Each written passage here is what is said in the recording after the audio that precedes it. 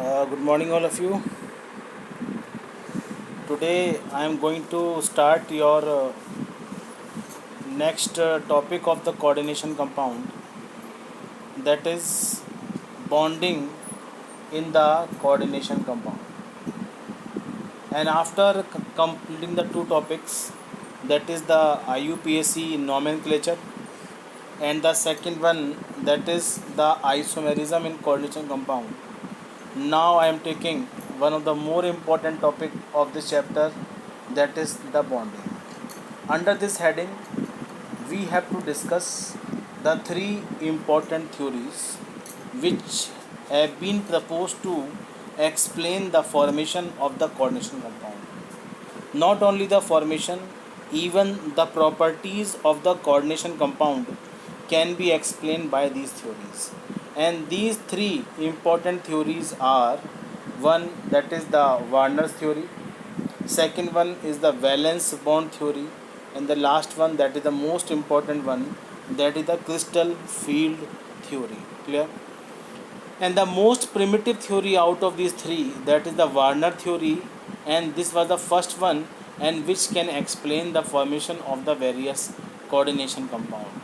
And according to the Alfred Warner, and who proposed this theory, and basically was Swiss chemist थे, and according to the Alfred Warners, and whenever two or more compounds are mixed together in the equimolar proportion, and they will combine to form the coordination compounds. And example से the two compounds, जैसे कि यहाँ examples में दिया हुआ है, जैसे कि cobalt chloride and ammonia, and these two compounds when mixes together the moles of AgCl formed from one mole of this compound. तो अगर इनके कंबाइन करने का रेशियो 1:3 है, तो they will form this coordination complex. In a same way the few more examples are there. तो ultimately these two compounds are able to form the different combination, and the resultant you will get the different type of the coordination compounds. Clear? And the main points of this theory of the Warner theories are: the one, the metal present in the coordination compound. You know, the coordination compound always having the metal atom, and this metal always exhibit the two type of the valencies. One, that is the primary valency, and the second one, that is the secondary valency. What do you mean by the term primary valency? So according to the Alfred Warner, whenever the metal is present inside the coordination compound, and the natural valency या primitive valency of the metal known as primary valency. जैसे कि आपने compound के form में लिखा हुआ है, this is platinum tetrachloride, तो प्लेटिनम की वैलेंसी +4 होगी. आपने लिखा कोबाल्ट क्लोराइड, इसकी वैलेंसी +3 हो जाएगी. आपने लिखा copper sulphate, valency the copper +2. So all the valency of platinum की 4 है, कॉपर की 3 है, एंड दिस कॉपर की आपकी 2 है, एंड कोबाल्ट की आपकी 3 है, and these valency is known as primary valency. On the other hand the most important one, that is the secondary valency. जब किसी भी लिगेंड का बॉन्ड मेटल के साथ सेटअप होता है किसी भी कोऑर्डिनेशन एंटाइटीज़ के अंदर, तो जो लिगेंड का नंबर होता है, मतलब जो कोऑर्डिनेशन नंबर होता है कंपाउंड्स का, आप उसको सेकेंडरी वैलेंसी के नाम से जानते हो.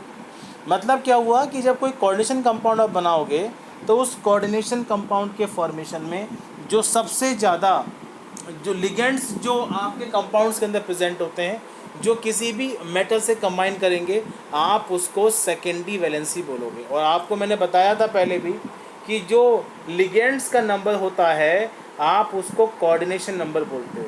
तो किसी भी कंपाउंड्स के अंदर जो कोऑर्डिनेशन नंबर है, वो सेकेंडरी वैलेंसी को इंडिकेट करता है. Clear? According to the Werner theory, जब हम किसी भी कोऑर्डिनेशन कंपाउंड्स को बनाते हैं, तो मेटल जो उस कोऑर्डिनेशन एंटाइटीज़ के अंदर प्रेजेंट होता है, वो अपनी दोनों तरह की वैलेंसी को सेटिस्फाइड करेगा. मतलब मेटल की प्राइमरी वैलेंसी भी सेटिस्फाइड होगी और मेटल की सेकेंडरी वैलेंसी भी सेटिस्फाइड होगी. ठीक है.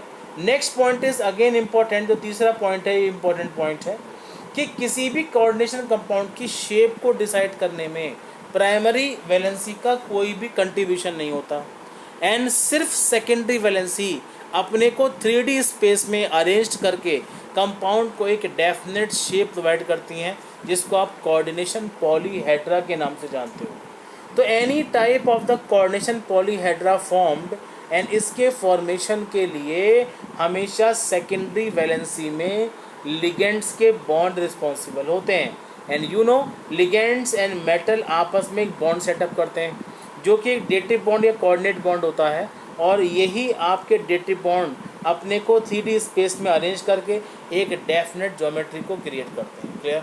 तो this is the basic theory, जिसको हम डायग्रामेटिकली रिप्रेजेंट भी कर रहे हैं यहाँ पर। जैसे कि एक कंपाउंड मैंने लिखा coordination entity, this is cobalt NH3 का 6 कोऑर्डिनेशन स्फीयर क्लोज Cl3। तो अगर आप इसमें वैलेंसी एस्टिमेट करेंगे तो वैलेंसी ऑफ कोबाल्ट +3 आएगी। जो डॉटेड लाइन से आप इंडिकेट कर रहे हो ये प्राइमरी वैलेंसी है, और जो ये प्रोमिनेंट लाइन से आप वैलेंसी इंडिकेट कर रहे हो, and this is the secondary valency. जो इस कंपाउंड की ऑक्टाहेड्रल शेप है उसको डिसाइड करने में ये प्रोमिनेंट लाइन मतलब सेकेंडरी वैलेंसी ही रिस्पॉन्सिबल है, एंड प्राइमरी वैलेंसी का इसमें कोई भी कंट्रीब्यूशन नहीं है। तो बेसिकली किसी भी कोऑर्डिनेशन कंपाउंड्स के अंदर जो आपका वार्नर कॉन्सेप्ट है वो सबसे प्रिमिटिव कॉन्सेप्ट है, जिसके बेस पर कंपाउंड्स के वेरियस फॉर्मेशन को एक्सप्लेन किया गया। ठीक है, तो बेसिकली कोई भी कंपाउंड जो आप सेटअप करते हो उस कंपाउंड के फॉर्मेशन में Werner theory is a most primitive one. इन सब पॉइंट्स के बावजूद भी आपकी वार्नर थ्योरी में कुछ लिमिटेशन है। क्या लिमिटेशंस हैं? कुछ ऐसी बातें हैं जो हम वार्नर थ्योरी के बेस पर एक्सप्लेन नहीं कर सकते, जैसे why only certain element form coordination compound not others. कुछ स्पेसिफिक एलिमेंट्स के अंदर ही कोऑर्डिनेशन कंपाउंड फॉर्म करने की एबिलिटी होती है, and mostly these metal belongs to d block element.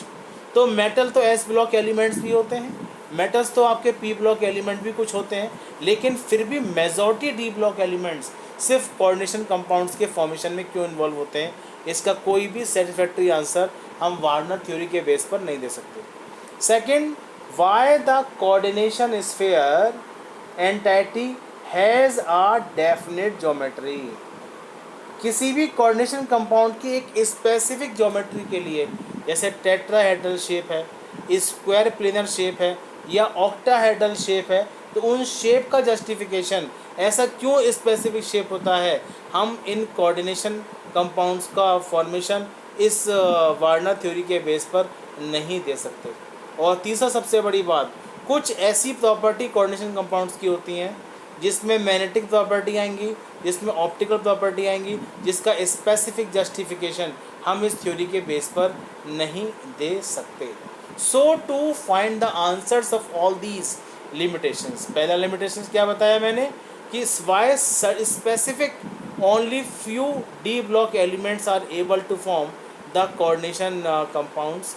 दूसरा पॉइंट मैंने बताया कि हर कोऑर्डिनेशन कंपाउंड की एक डेफिनेट ज्योमेट्री क्यों होती है, उसका कोई भी सेटिस्फैक्ट्री आंसर हम वार्नर थ्योरी के बेस पर नहीं दे सकते।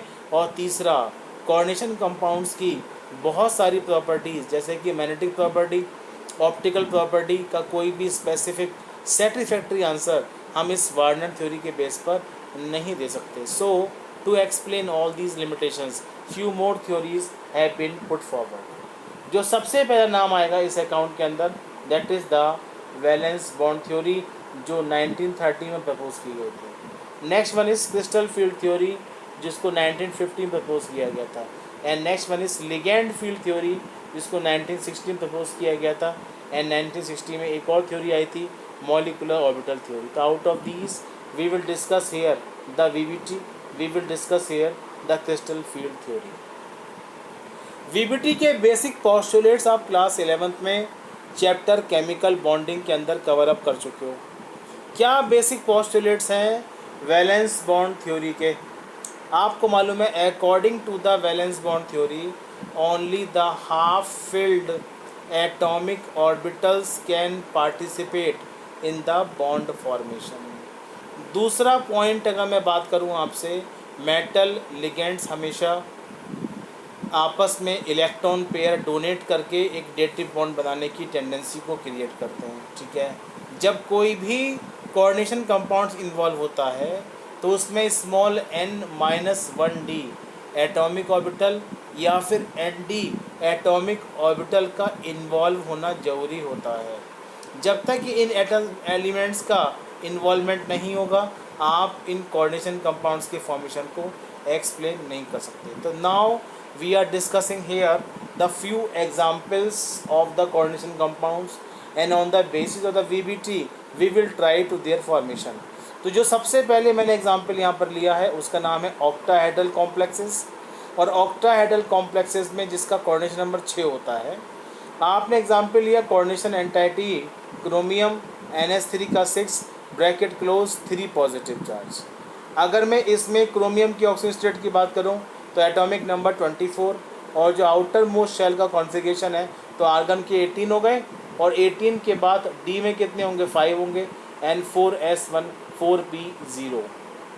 तो this is the electronic configuration of the chromium in the ground state. अब जब क्रोमियम इस एलिमेंट्स के अंदर आप बात करोगे तो क्रोमियम की ऑक्सीजन स्टेट +3 है। इसका मतलब क्रोमियम जो एक एक्सेप्शनल इलेक्ट्रॉनिक कॉन्फ़िगरेशन होता है, एक 3 इलेक्ट्रॉन अपने में से लूज़ करने के बाद and this chromium retain the 3 positive charge on it. तो यहाँ से जो 3 इलेक्ट्रॉन लूज हुए, एक 4s से गया इलेक्ट्रॉन, एक आपका N3d से गया और एक इस 3d से इलेक्ट्रॉन का लॉस हो जाएगा। तो हमारे पास वैकेंट कितने एटॉमिक ऑर्बिटल है 1 2 3 4 5 6। ठीक है, तो जो आने वाला लिगेंड है ये जो NH3 6 लिगेंड इसको अप्रोच कर रहे हैं, इन लिगेंड की प्रेजेंस में अब यहाँ पर D2sp3 हाइब्रिडाइजेशन हो जाएगा and resultant you will get the 6 hybrid orbital that is D2sp3 hybridized 6 hybrid orbital आपको मिल जाएंगे।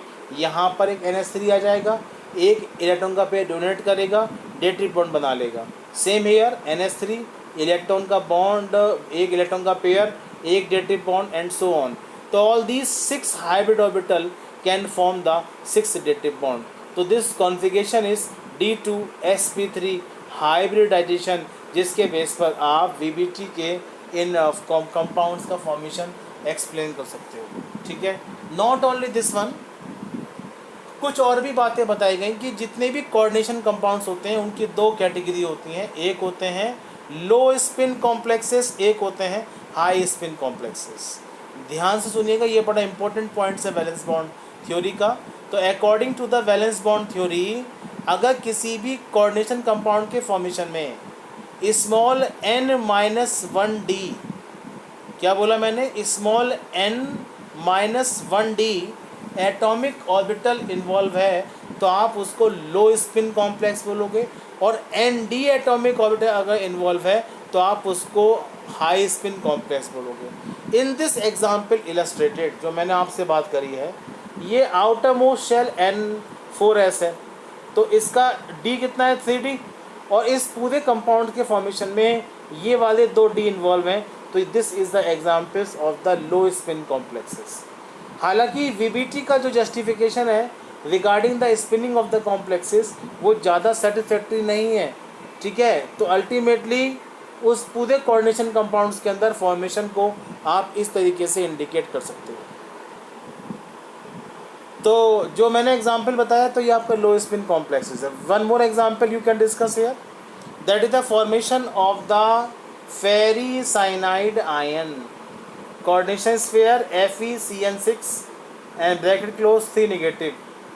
तो इस कंपाउंड में आयरन का एटॉमिक नंबर 26 हो जाएगा, configuration is 3d6 4s2 4p0।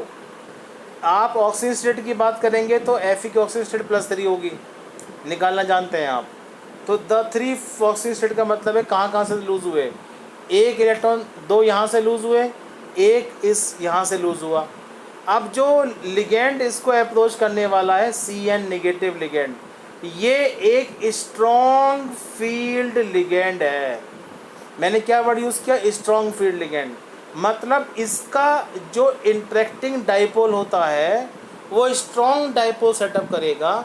तो जब Cn नेगेटिव आपके Fe के एटम को अप्रोच करता है तो Cn नेगेटिव Fe के साथ एक स्ट्रॉन्ग डाइपोल सेटअप करेगा, उस डाइपोल की वजह से ये जो आपके इलेक्ट्रॉन्स हैं, इस वाले इलेक्ट्रॉन की शिफ्टिंग यहाँ हो जाएगी, दूसरे वाले इलेक्ट्रॉन की शिफ्टिंग यहाँ हो जाएगी। तो what you will notice there, ये it becomes completely filled and it remains half filled, और ये जो दो आपके ऑर्बिटल थे and they remains vacant in this case. तो इन दिस वे यहाँ पर इलेक्ट्रॉन की रीशिफ्टिंग हो रही है और वो डी से डी के अंदर जंप कर पाते हैं। इनकी जंपिंग इस बात पर डिपेंड करती है कि आने वाला लिगैंड स्ट्रॉन्ग फील्ड लिगैंड है या फिर वीक फील्ड लिगैंड है। अगर कोई भी लिगैंड वीक फील्ड लिगैंड होता, मैंने क्या वर्ड यूज़ किया, अगर कोई भी लिगैंड वीक फील्ड लिगैंड होता तो इस इलेक्ट्रॉन की डबलिंग पॉसिबल नहीं थी। इलेक्ट्रॉन अपने एटॉमिक ऑर्बिटल में रहते और हमें दो एम्प्टी डी ऑर्बिटल नहीं मिल जाते। And finally you will obtain the D2sp3 hybridization, और D2sp3 हाइब्रिडाइजेशन के बाद एक CN आएगा, एक पेयर यहाँ दे देगा, डेड बॉन्ड बना लेगा, एक पेयर यहाँ देगा, डेड बॉन्ड बनाएगा, और 6 के 6 आपके ऑर्बिटल्स के अंदर आपके इलेक्ट्रॉन की पेयर की शिफ्टिंग हो जाएगी, और उन पेयर की शिफ्टिंग की वजह से एंड बेसिकली इस कंपाउंड का फॉर्मेशन हो जाएगा। तो इन दिस कंपाउंड जो प्रॉपर्टी हमें सामने निकल के आ रही हैं, एक तो ये सबसे बड़ी बात, ये लो स्पिन कॉम्प्लेक्स है। Why this compound is a low spin complex? तो रीज़न बिहाइंड लो स्पिन का मतलब है, मैंने बता दिया था, like as a previous case, अगर कोई भी n-1d एटॉमिक ऑर्बिटल किसी भी कोऑर्डिनेशन कंपाउंड के फॉर्मेशन में इन्वॉल्व होता है तो आप उसको लो स्पिन कॉम्प्लेक्स बोलोगे। ऑन द अदर हैंड, अगर कोई भी nd एटॉमिक ऑर्बिटल बॉन्डिंग में इन्वॉल्व होता है तो आप उसको हाई स्पिन कॉम्प्लेक्स बोलोगे। तो इन दोनों केस जो मैंने डिस्कस करे हैं वो उसमें n-1d एटॉमिक ऑर्बिटल इन्वॉल्व है, एंड दैट्स वाई ये दोनों केस आपके क्या कहलाएंगे, that is the low spin complex. अब कंपाउंड की मैग्नेटिक प्रॉपर्टी की हम बात कर लेते हैं। अगर मैं मैग्नेटिक प्रॉपर्टी की बात करूं तो आपने दो प्रॉपर्टी पढ़ी हैं, एक होती है डायामैग्नेटिज्म और एक होती है paramagnetism. Basically in this example ये डायामैग्नेटिक हो जाएगा क्योंकि net magnetic moment become zero, दो इलेक्ट्रॉन की स्पिन अपोजिट है तो टोटल मैग्नेटिक मोमेंट जीरो हो जाएगा, यहाँ मैग्नेटिक मोमेंट जीरो हो जाएगा, यहाँ पर मोमेंट जीरो हो जाएगा, ये जीरो हो जाएगा। तो जो जो कम्प्लीटली फिल्ड एटॉमिक ऑर्बिटल्स हैं वहाँ पर कोई भी मैग्नेटिक मोमेंट आप नोटिस नहीं करोगे, लेकिन एक हमारे पास हाफ फील्ड है और इसको कैंसिल आउट करने के लिए कोई दूसरा इलेक्ट्रॉन मौजूद नहीं है। एंड यू नो, एंड ऐसा कोई भी कॉम्प्लेक्स जिसमें एक भी हाफ फील्ड एटॉमिक ऑर्बिटल होगा तो वो एक्सटर्नल मैग्नेटिक फील्ड को अपनी तरफ अट्रैक्ट करेगा, and this property exhibited by any compound known as paramagnetism. तो कोई भी एटॉमिक ऑर्बिटल अगर हाफ फील्ड है तो वो आपका पैरामैग्नेटिक। अगर मैं प्रीवियस एग्जाम्पल की बात करता हूँ तो प्रीवियस एग्जाम्पल्स भी कैसा मिलेगा आपको, पैरामैग्नेटिज्म, क्योंकि ये तीनों कैसे हैं आपके हाफ फील्ड हैं। अगर ये कम्प्लीटली फील्ड होते तो आप इसे क्या बोल देते, that becomes the diamagnetic in nature. One more example, formation of the ferrocyanide ion. You know the very famous coordination compound FeCN6 4 negative charge. तो अगर मैं Fe के ऑक्सीजन स्टेट की बात करता हूँ वो 26 है, ये कॉन्फ़िगरेशन 3d6, आर्गन के 18, 3d6 and 4s2 4p0। In the excited state दो इलेक्ट्रॉन, वैलेंसी चेक करिए, ऑक्सीजन स्टेट निकालिए, +2 ही आएगी, +2 ऑक्सीजन स्टेट दो लूज़ कर देगा, दो लूज़ कहाँ से करे इसने, 4s। अब यहाँ पर हमारे पास अब जो लिगेंड अप्रोच करने वाला है, जो अप्रोचिंग लिगेंड है वो स्ट्रॉन्ग फील्ड लिगेंड है। अभी मैंने स्ट्रॉन्ग फील्ड लिगेंड की बात करी है, and we have to arrange the ligands in increasing order of their magnetic property, जिसको हम आगे पढ़ेंगे बहुत जल्दी। तो बेसिकली अब क्या हो जाएगा, जैसे ही 6CN Fe को अप्रोच करते हैं इलेक्ट्रॉन की शिफ्टिंग हो जाएगी। ये वाला इलेक्ट्रॉन शिफ्ट होके यहाँ आ जाएगा, दूसरा वाला इलेक्ट्रॉन शिफ्ट होके यहाँ आ जाएगा। इन दिस वे हमारे पास ये सारे के सारे कंप्लीटली फिल्ड एटॉमिक ऑर्बिटल मिलेंगे और दो मिलेंगे आपके n-1d d ऑर्बिटल्स खाली मिलेंगे, 4s एक खाली मिलेगा, 4p आपको एक एम्प्टी मिलेगा। तो दीज d और 1 4s और ये 3p आपस में मिक्स होने के बाद d2sp3 हाइब्रिडाइजेशंस को फॉर्म करेंगे और इन sp3 हाइब्रिडाइजेशन की वजह से द कॉन्फ़िगरेशन ऑक्टाहेड्रल शेप इस मॉलिक्यूल्स की होगी। और ज़्यादा मैग्नेटिक प्रॉपर्टी की बात करिएगा, क्योंकि ये डायामैग्नेटिक तो ये डायामैग्नेटिक होगा, क्योंकि net magnetic moment of all these atomic orbital become zero. तो ये किसी भी एक्सटर्नल फील्ड को अपनी तरफ अट्रैक्ट नहीं करेंगे, and that's Y this compound shows the diamagnetism.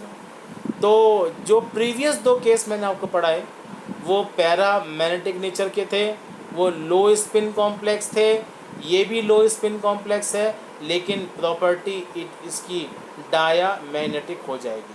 One more example I am taking here, जिसका फॉर्मेशन ऑफ वीबीटी के बेस पर एक्सप्लेन करने जा रहे हैं। कंपाउंड क्या है? Basically coordination sphere cobalt F6 3 negative ion. You know the atomic number of cobalt is 27। The ground state configuration argon के 18 हो जाएंगे। इसके अलावा डी में कितने आएंगे? 7, 4s जो है यहाँ पे 2, 4p और यहाँ पर 4d। अब जो लिगेंड अप्रोच करने वाला है ये वीक फील्ड लिगेंड है। मेरा सेंटेंस ध्यान से सुनिएगा, the approaching ligand is a week field ligand. ऐसी कंडीशन में जो कॉपर है जब +3 ऑक्सीजन स्टेट शो करेगा तो 2 इलेक्ट्रॉन कहाँ से गए? 4s से। एक कहाँ से गया? d से। d के बाद अब इनकी रीशफलिंग नहीं हो रही है।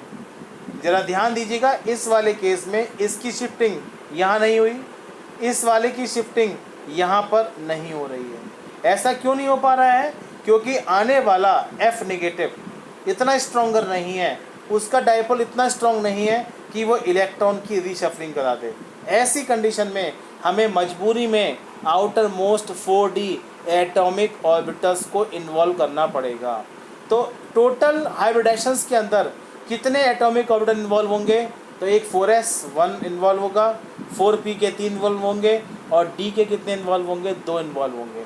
तो इसका मतलब एक s 3p और 2d और रिमेनिंग नहीं हो सकते, क्योंकि हमारे पास एनर्जी का लेवल इतना अवेलेबल नहीं है। इन एटॉमिक ऑर्बिटल की ब्लेंडिंग आपने क्लास 11th में ये चीज़ पढ़ी है। कितने atomic orbital at a time involve होते हैं, इसको डिसाइड करने के लिए हमें बनने वाले डाइपोल की एनर्जी को कैलकुलेट करना पड़ेगा। अगर एनर्जी का लेवल ज़्यादा है तो इनकी मिक्सिंग के लिए, इन एटॉमिक ऑर्बिटल की मिक्सिंग के लिए एनर्जी बहुत होती। अगर ज़्यादा एनर्जी होती तो हम इनको भी इन्वॉल्व कर सकते थे। जो 3d एटॉमिक ऑर्बिटल हमारे इन्वॉल्व नहीं हो पा रहे हैं, उसके पीछे रीज़न यही है कि इस F6 से बनने वाले डाइपोल के बाद एनर्जी का लेवल ज़्यादा नहीं था, and that's Y 1s involve होगा, 3p इन्वॉल्व होगा और 2d इन्वॉल्व हो जाएंगे। और फाइनल कॉन्फ़िगरेशन इज ये कंप्लीटली फील्ड, ये चारों ऐसे रहेंगे।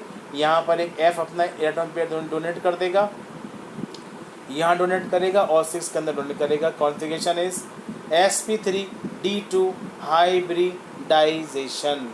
और ये आपका पहला केस आया जिसको आप हाई स्पिन कॉम्प्लेक्स के नाम से जानते हैं।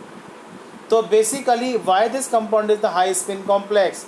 क्योंकि इसमें nd एटॉमिक ऑर्बिटल इन्वॉल्व है।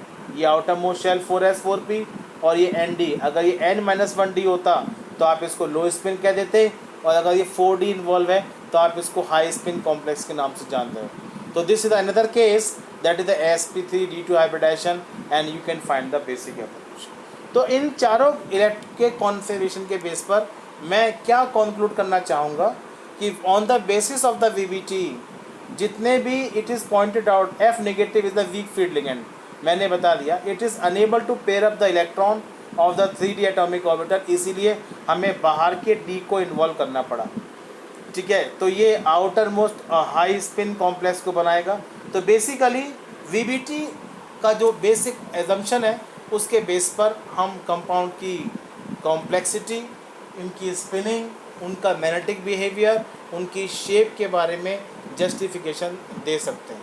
लेकिन आउट ऑफ दिस ये थ्योरी फिर भी कुछ लिमिटेशंस कैरी करती है, and these limitations can be explain on the basis of the crystal field theory. Okay, तो याद रखिएगा वीबीटी के जो बेसिक पोस्टुलेट्स हैं, ये पोस्टुलेट्स हमारे लिए इंपॉर्टेंट हो जाते हैं।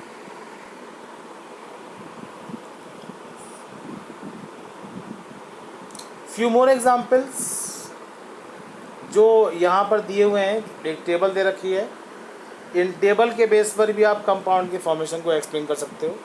जैसा आपका एग्जाम्पल है कॉम्प्लेक्स ऑफ आयरन की बात करता हूँ, तो इसमें 3 एग्जाम्पल आ जाते हैं, FeCl6, FeH2O का 6, FeNH3 का 6 and D2sp3, sp3, D2 configuration यहाँ पर हो जाएगा, और ये ऑक्टाहेड्रल कॉम्प्लेक्सेस हैं।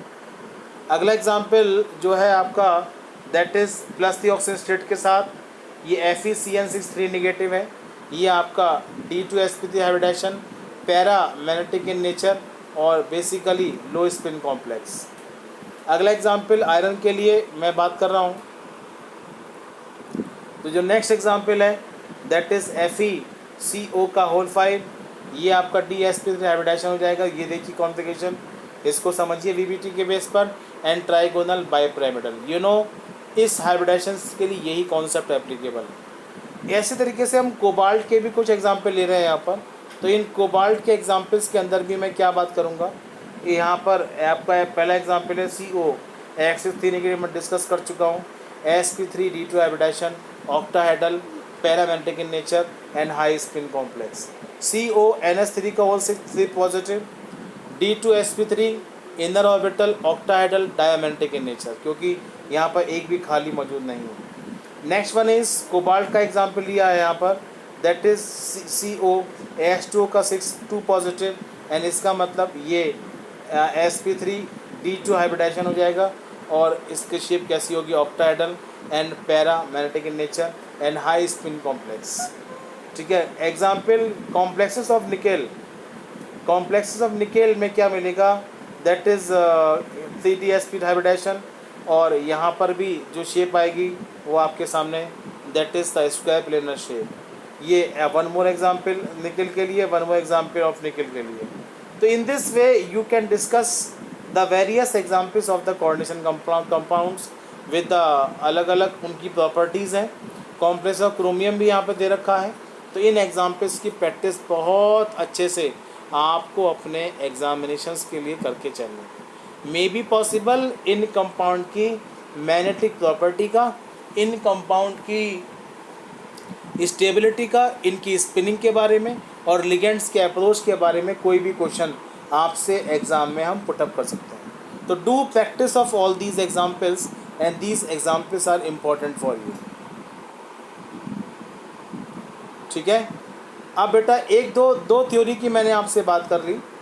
इन दो थ्योरी के बेस पर हम किसी भी कोऑर्डिनेशन कंपाउंड के फॉर्मेशन को एक्सप्लेन कर सकते हैं, बट जब सबसे बड़ा पॉइंट्स है regarding the limitations of the VBT, जो स्पिनिंग के बारे में कॉन्सेप्ट बताया गया है, जो बेसिक पोस्टुलेट आपने बताया कि कोई भी compound low spin and high spin complex जो होता है, उन कॉम्प्लेक्सेस को हम n-1d और nd एटॉमिक ऑर्बिटल के बेस पर बता रहे हैं। This concept is quite misleading.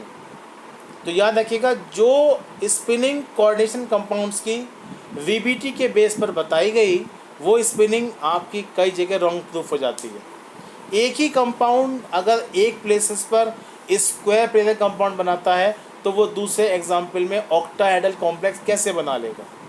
तो in this way the explanation of the shapes, explanation of the magnetic property and explanation of the spinning of the coordination compound, ये VBT के base पर कुछ प्लेसेस पर मिसलीडिंग हो जाती है, और उनको एक्सप्लेन करने के लिए हमें जिस कॉन्सेप्ट की तरफ को देखना है उसका नाम है क्रिस्टल फील्ड थ्योरी। और याद रखिएगा, CFT is the only theory जिसके बेस पर हम सक्सेसफुली किसी भी कोऑर्डिनेशन कंपाउंड्स को एक्सप्लेन कर सकते हैं। जो क्रिस्टल फील्ड थ्योरी है, उसकी बेसिक अप्रोच के लिए आपको सबसे पहले डी ऑर्बिटल के बारे में जानना पड़ेगा। And you know D orbital 5 होते हैं, आप सभी ने पढ़ा है क्लास 11 के अंदर डी एटॉमिक ऑर्बिटल। जो डी एटॉमिक ऑर्बिटल होते हैं बेटा, उसकी 5 नंबर, एक होता है डी एक्स वाई, एक होता है डी वाई जेड, एक होता है डी एक्स जेड, और एक होता है आपका basically D X square Y square, और लास्ट में होता है डी जेड स्क्वायर। तो इन सभी कंपाउंड्स के लिए अगर आपको पढ़ना है, CFT पढ़नी है, तो उसके लिए आपको शेप जानना पड़ेगा, और शेप के साथ साथ उनकी स्प्लिटिंग के बारे में बात करेंगे। तो in my next video I will explain the detailed description of the next concept, जिसका नाम होगा क्रिस्टल फील्ड थ्योरी, जो कोऑर्डिनेशन कंपाउंड को एक्सप्लेन करने के लिए वाइडली एक्सेप्टेड थ्योरी है। Thank you very much.